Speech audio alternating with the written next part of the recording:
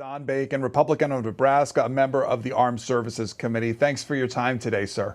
Thank you, Pedro. I love being on C-SPAN, and good morning to all your viewers. What would you like to see in a final budget package, sir? Well, we've got to get this defense bill passed. We've got to get a spending bill, appropriations bills done. And that's really the top two priorities right now before we go into Christmas break. But you know, we have China that's growing as a military threat. Russia conducting this barbaric invasion of Ukraine. We have threats in the Middle East. So I think it's very important we get a defense bill so that we can keep fielding the new bombers, the new ICBMs. We can continue doing our training so our military has the latest tools. So that's really the priority right now. You've probably heard Kevin McCarthy say that maybe wait till next year when Republicans will have more leverage in this debate. What do you think about that argument? We will have more leverage next year, but I think it's important to get a defense bill now. I think we passed quite a good bill. It was overwhelmingly bipartisan with a huge majority. I do agree with Kevin McCarthy, though, that we need to look at the vaccine mandate. But we're the minority right now, and we'll be able to tackle this, I believe, in the majority. But, you know, I hate to put our ICBMs on hold, our bombers on hold, our training on hold. A continuing resolution costs the military $3 billion a month that they can't get back. And so this ultimately hurts our national security by doing a long-term continuing resolution. Representative, when you brought up the vaccine mandate when it comes to the NDAA that's being debated, what case would you make for its removal as part of the package? Well, we're going to lose 60,000 people right now. That's what I'm being told. In a time where we're having a hard time recruiting people, we're having a hard time retaining individuals. And our recruitment is down, and one of the big factors is the mandate. Some people won't sign up that otherwise would sign up for our military. In Nebraska, I'm told the Nebraska Guard will lose about 15% of their people in many of their units. So this is going to have a profound impact on recruitment and retention. And for what, I took the vaccine, I got the booster, I recommend it, but you still can get the COVID illness, you can still pass it on even with the vaccine. So I think the payoff for getting it is not worth the cost of losing all these people. So I don't think it's a wise policy right now. I think it's a lawful order that's been done, but I don't think it's a wise policy. I think it's a foolish policy that we're doing, and it's hurting our national security. When it comes to the funding for the Pentagon, some Democrats say they want to see an increase in social programs as well if the Pentagon is to get that funding. Could you meet them at that point? It shouldn't be a dollar for dollar. Why do we tie the defense spending to exactly what we're doing on the non-defense spending? We should spend on defense what we need for defense. Not a dollar more, not a dollar less. And we should spend on social spending what is needed. But this arbitrarily tying a dollar for dollar increase or decrease, it doesn't make sense. Basically, on the left, they're holding the defense, our national security hostage to their priorities when it comes to social spending. So I don't agree with it. We do have a fiscal problem in our country, a $31 trillion deficit. We also got to have a military that can deal with China and Russia, Iran. We still have Al-Qaeda and terrorists in the world. So and when it comes to percentage of our GDP, we're at a very low point of spending for our defense per GDP. So we're actually doing a pretty good job for defense spending. When you look at our overall size of the economy, I think we're being fairly frugal. Our guest's with us until 9 o'clock when the House comes in. And if you want to ask him questions, 202-748-8001 for Republicans, 202-748-8000 for Democrats and Independents, 202-748-8002. You can text us too at 202-748-8003. You served as a brigadier general in the Air Force. Yes, sir.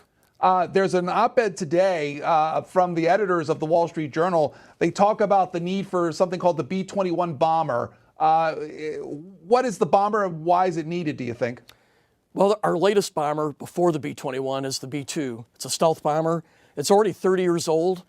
Much of that stealth technology is outdated, and the Chinese and Russians have perfected their radars so that you can detect the B-2, not as well as, say, the B-52 or the B-1, but we need to update the bomber. The current one is 30 years old. The B-21 has the latest stealth technology. It's better than the B-2. And if you want to be able to hold targets at risk in China, you need the B-21. We don't want to use the B-21 against China, but we want it as a deterrence. And if China knows we have the abilities to hit anywhere in China or Russia, those countries are more likely to peacefully work with us and not, take risks to us and and threaten war.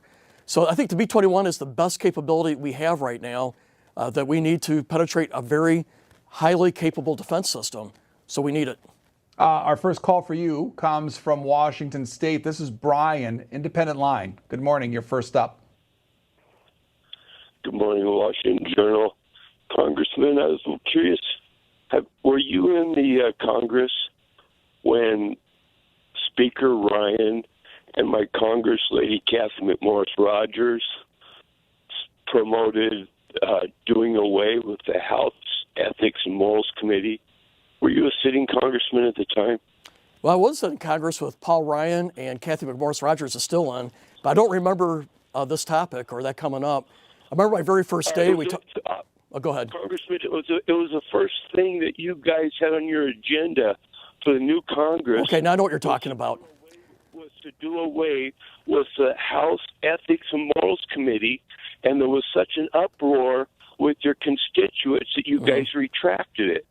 And you supported that yourself? No, it's not. What you're saying is it's not totally accurate, what you're saying. So you're saying on the very first day we had a rules meeting, and they wanted to rewrite some of the rules for the ethics. I actually voted against it. And by the way, Paul Ryan did too. And I don't know what Kathy McMorris Rogers did in this case, so I can't speak for her. But there were folks that were getting allegations made against them that were anonymous, and they had a hard time defending themselves, so it was costing about $100,000 in legal fees, and they were ultimately found innocent. They wanted to refine the rules for the ethics, but Paul Ryan recommended against it. He said that we should work with the Democrats and find something that we can mutually agree to, and based on his advice, I voted against it. But what you're saying is true, that the majority of the Republicans voted to modify those rules, not to get rid of the committee, but to modify the rules. And there was an uproar the next day. In fact, it was President Trump said, hey, it was the wrong first thing to do on the first day of the 115th Congress. So what we did is we revised it back by the end of the day. But I actually voted against the rules changes. So did Paul Ryan. He recommended against it. Let's hear from our Republican line, Woodbridge, Virginia. Tom, good morning. Hey, thank you guys for taking my call. Again, C-SPAN, you guys are a national treasure. I agree. I've served in the military since 1987. I'm coming up on about 30 years. I had a break except for college. I'm a senior chief warrant officer. Our retention right now is being devastated by all of these, all of the politicization of the military. I watched a thing at the Reagan Institute yesterday, and they were talking about, why is that? Why is the retention down? Why are so many soldiers leaving the military?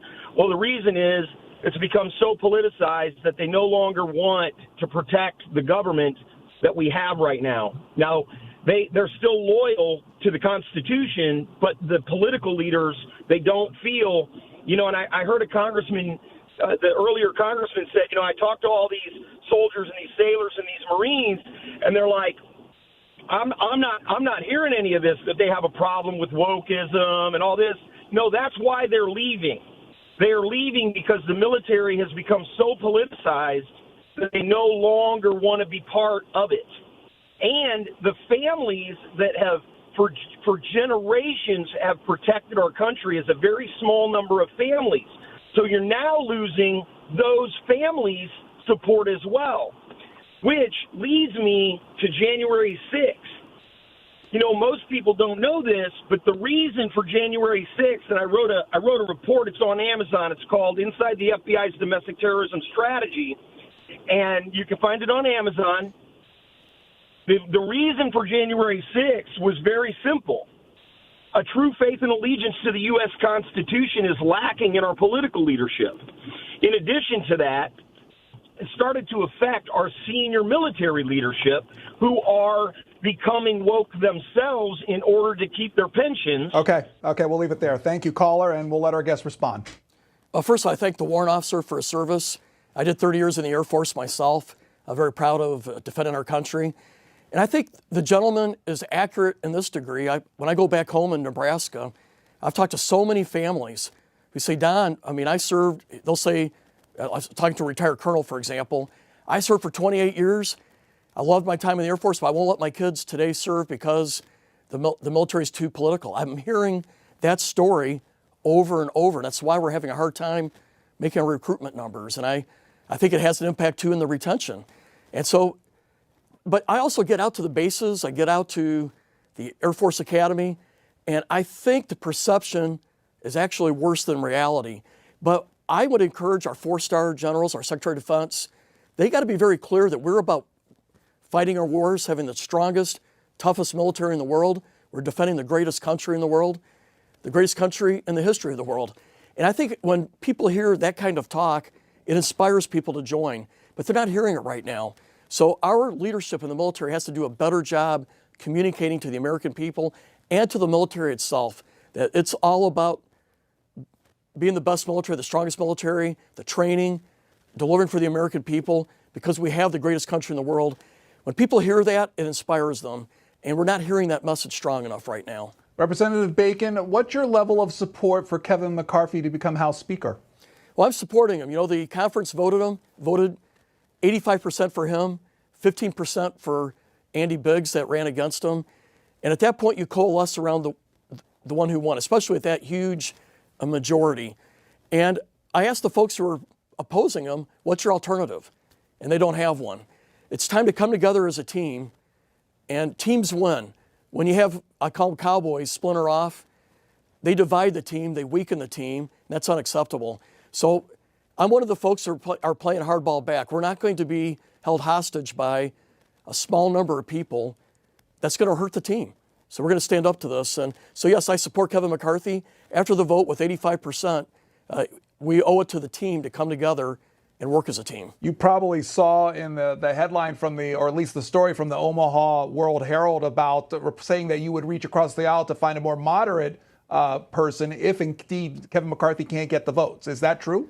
Yeah, if we're going to have multiple votes for Leader McCarthy, and as long as he wants to stay in the fight, we're going to support him. But if at some point these 5 or 6 people will not give in and not be part of the team, well, we're not going to be held hostage by them and cave to their desire, and they're like 2% or 3%, of the conference. So I will work across the aisle to find a Republican that we can mutually agree to. So yes, but it was misreported initially that I would agree to a Democrat speaker.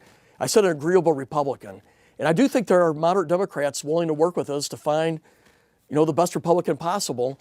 And I think it's important to do this because you can't be held hostage by 5 or 6 people out of 222. Who do you think that moderate Republican should be?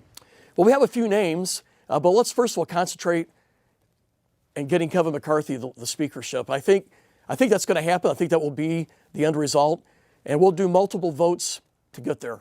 Let's hear from Robert in Austin, Texas, Independent Line. Hey, how's it going, y'all? I really appreciate your time and insight, and also what y'all do. Especially all of our state representatives, senators, and congressmen. I'm sure everybody's trying to do their best to really raise the bar for America and everything. But I just had a couple questions and topics I wanted to kind of touch on.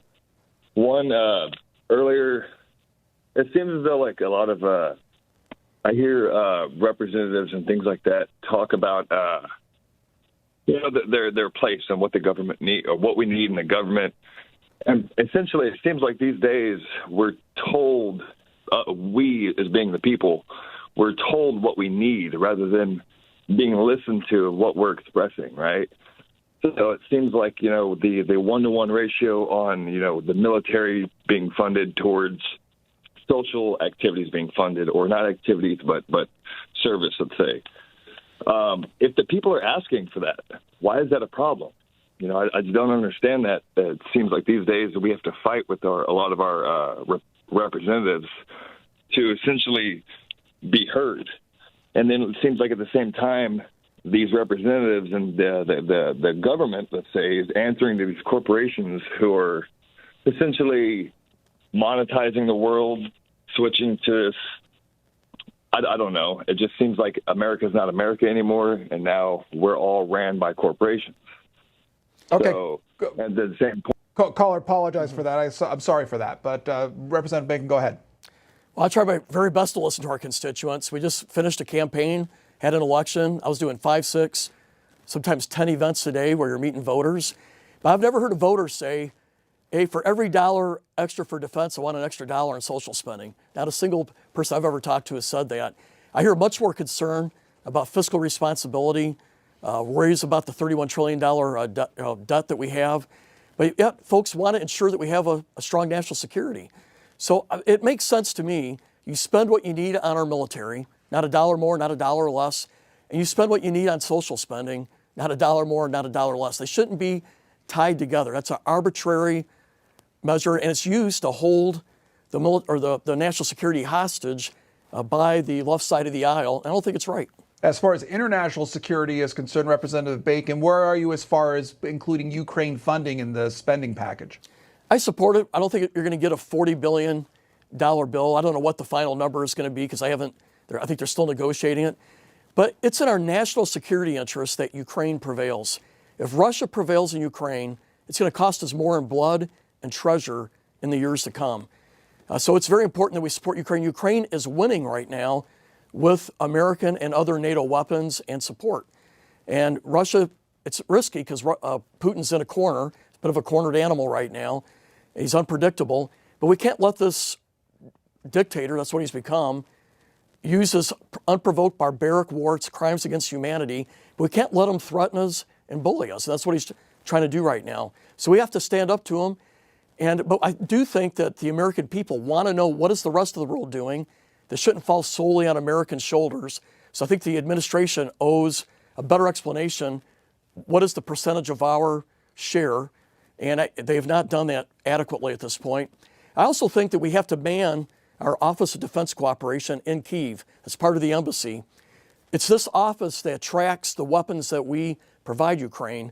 And the administration has not manned this office adequately. So we're not getting a really good accounting of how these weapons are being distributed. And I think the American people want some accountability here, and we owe it to them. And by doing so, I think we can continue to have broad support for Ukraine. Right now, it's about 70% of the people support of funding Ukraine and helping them militarily. That number is going to go down if we don't do the accountability part and just showing how we're part of a world's response to help Ukraine. To the topic of weapons, there's a story in the Wall Street Journal today saying that Ukraine has United States rocket launchers being there, but they don't have the ability to fire long-range missiles into Russia. What do you think about that modification, or at least that strategy? I've come to the point to support it. Why should Russia be able to bomb Kyiv and all their cities indiscriminately, hitting citizens, going after their energy infrastructure so that they have no heat in the summertime? There has to be a counterpunch for Ukraine. And I think that creates deterrence. The Russians need to know that they just can't bomb Kyiv and just murder innocent people and take out all their infrastructure without a potential counterblow from Ukraine. And what's going on there is crimes against humanity, and we can't turn a blind eye to it. Here is from Florida, Greg, Democrats line. You're on with our guest. Hi, Mr. Bacon. The reason that they can't retain anybody in the military anymore is because they look around the streets and see the military people that are homeless and the fight they got to do to get the medical help they need. They've got to fight everything. So why would anybody go put their life on the line for a country that doesn't take care of them? I don't understand. Well, I think it's a great question. I appreciate it. What you're talking about is not so much the servicemen and women. You're talking about the veterans who get out. And I've gone to the homeless shelters where there's veterans at. And so we do owe better support to our veterans. We've worked hard with our VA to provide better and improved services. It's one area that's got bipartisan support, is increasing targeted funding for the VA to help out the homeless, suicide prevention, because we have a suicide issue with our veterans. And so I think Republicans and Democrats alike support that kind of funding. Now, I'm on the Armed Services Committee, and I see as a top issue increasing funding for our junior enlisted and our mid-level NCOs. Right now, if you're married and you're a mid-level NCO or a junior enlisted person, you're probably going on SNAP or food stamps if you have children. I think that's unacceptable. So I know on the Republican side, I believe the Democrats support this. We're going to make it a top priority to increase those salaries at the lower and mid levels. because there's no reason, I'll just say it's unacceptable that anybody in the military be on SNAP. From Ed, this is Ed. Ed in Jacksonville, Florida, Republican line. Thanks for calling. You're on. Good morning. My name's Ed, and I served in Vietnam and Afghanistan and Iraq. Also finished up in the Florida National Guard. I would like to know how the congressman feels about the vaccine that affects his guardsmen that may be deployed during a national disaster, and that would help hurt his state. Sorry. Well, I support encouraging the vaccine. I think you win through education. But when we're doing this vaccine mandate right now, we're losing. That's one of the goals. It's not the only factor, but it's one of the big factors. We're having a hard time making our recruitment numbers right now. And we're going to kick out 60,000 people if we continue with this mandate. And in the Nebraska Guard, as I mentioned earlier in the show, some of those units are going to lose 15% of their people. That has a tremendous impact on our readiness and ability to get the job done. So I want to encourage the vaccine, win through education, but I think the mandate is a policy that's not working for America. I think it's not a prudent policy. It's hurting us. Representative Bacon, you're being asked by a viewer about what you think about former President Trump's recent comments on the Constitution. I think it's totally unacceptable. I thought it was a reprehensible comment. And it's those kind of comments and his actions of eating dinner with a guy who's made terrible anti-Semitic comments that makes him really unelectable in the general election and hopefully in the primaries as well. Ross in Washington State, Democrats line. Yes, sir. How you doing today? Could you repeat the question? You're on, caller. You're asking questions of our guests, so go ahead. Well, actually, I'm watching the news here on Washington Journal, and if it was up to me, I'd take departure into Ukraine myself bodily to arm myself and defend those defenseless, sir.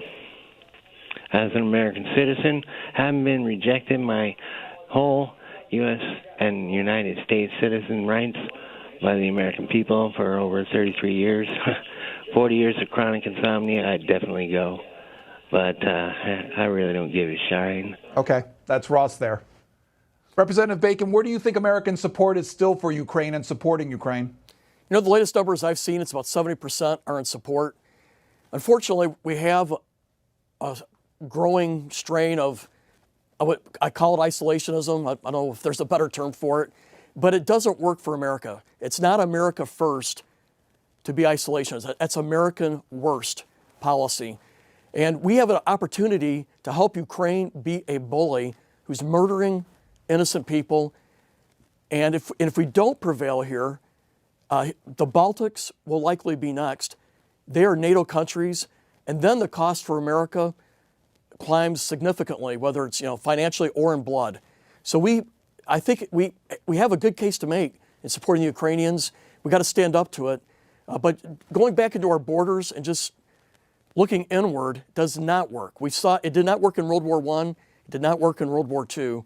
America is an indispensable country in Europe and Asia, but we also got to know we cannot do it alone. We got to build up this alliance system. The free countries have to stick together here, or we will have a much more dangerous world. A representative, a vote later today planned that would protect same-sex and interracial marriages. Where are you on that? First of all, I'm a Christian. I believe in traditional marriage, but I also know that Americans have the right to live their private lives to the max extent possible, unless it's harming someone else. So I think this bill is fairly well written in that it says a state does not have to do gay marriages or officiate them or make that allowable, but they have to respect other states' marriages. I think it's written in a pretty good way. I would also say that I appreciate the language that's been inserted that protects religious freedoms and religious First Amendment rights in churches, private schools, and things like that. So I intend to vote for it, but I've had to do a lot of soul searching because I am a person of faith. But I do know not everybody believes the way I do, right? And people have a right to believe and live their lives to the max extent possible the way they want to do it. Here's Jason in Alabama, Independent line. Hey, yeah, good morning. I think the conversation about the COVID mandate in the military is overblown by Republicans and those on the right. It's really silly. It's like one of the previous callers mentioned. The major issue with recruiting to the military is what we've already known. It's obesity, it's drugs, it's physical and mental health problems, it's misconduct, it's aptitude. It has nothing to do with COVID. As far as the best numbers I've been able to see, the Military Times reports there's about 6,000 or so known military members, active duty members that were discharged or whatever that refused to get the COVID vaccine. That's out of like 1.4 million active duty soldiers. That's not the issue. The issue is the fact that the Congress has shown a lack of a desire to help the soldiers with their mental health. You got the issues at Camp Lejeune. You got toxic burn pits. You have a job market that is willing to employ people and pay them, as you mentioned, so they don't have to be on SNAP while being in the military. That's the issue. It's not COVID. People are still dying. It's still a thing. And it's just like all the other immunizations that military members have to get, the other, I think 17 immunizations. COVID is on the list because the military members need to be ready when they go places. Caller, thanks. Well, I agree with the caller in some ways. I mean, there are a lot of different factors out here that are affecting recruitment. And you're right, obesity is a big part. Right now, 77 to 78% of Americans, 18-year-olds, cannot qualify to get in the military. Just a few years ago, it was 72%. So it's already gone up 6%. And that is really a national emergency, if you ask me, when you have only 22% able to get in, and physical fitness is a big part. But I got to disagree with the caller because in one area that the shots is a factor. Part of that 22% that can get in will not join right now because of the vaccines. And don't take my word for it. The Marine Commandant said that at the Reagan Defense Forum, that's hurt in the areas that they usually recruit from. They've seen those numbers go down in those demographic areas, and the vaccine was a big factor. And I would say, the caller said 6,000 have been kicked out. Right now, there's about 60,000 on hold for getting kicked out. A judge has put a hold on it. But I think we're not well served kicking out 60,000 members who are otherwise doing a great job. And so when you look at our retention and the recruitment, I just don't think this policy is working for us. I would rather encourage the vaccine. Let's win over with education. I think there's good numbers to show the benefits of it, and we should take that tact in convincing others to do so. Let's hear from Mike in New Jersey. Democrats like Mike. We have about a minute before we have to let the representative go, but go ahead. I'll make it quick then. I won't go into anything else other than say, Mr. Bacon, you come on the show often. I'm a Democrat, and it is enjoyable to hear your point of view. You argue your point eloquently. Thank you. I have no problem with you. I think more people, if we got together and talked like you talk, instead of talking down to people, I think things would be a little more served. And C-SPAN gets a shout-out. The other day they had two congressmen on there from both parties, and they were having a good discussion. And that's what you need. We need better discourse between our parties and come to a consensus where we could all agree to disagree and get something done. Thank you for being on the show. Thank you. If I may just add, that's why I'm on the Problem Solvers Caucus. About 30 Republicans and 30 Democrats working together, trying to find areas that we can agree on and find consensus. I founded the Four Country Caucus, myself and another Democrat, which is about 13 Republicans, 13 Democrat veterans. We're trying to do the same thing in national security. Our founders, James Madison, designed a government where factions, that's what he called them, factions, have to work together to get things done. And it's it's incremental process. It's one step at a time, but that's the way it was designed. And you have to work together to do that. Representative Don Bacon, Republican of Nebraska, member of the Armed Services Committee, thank you for giving us your time today. Thank you.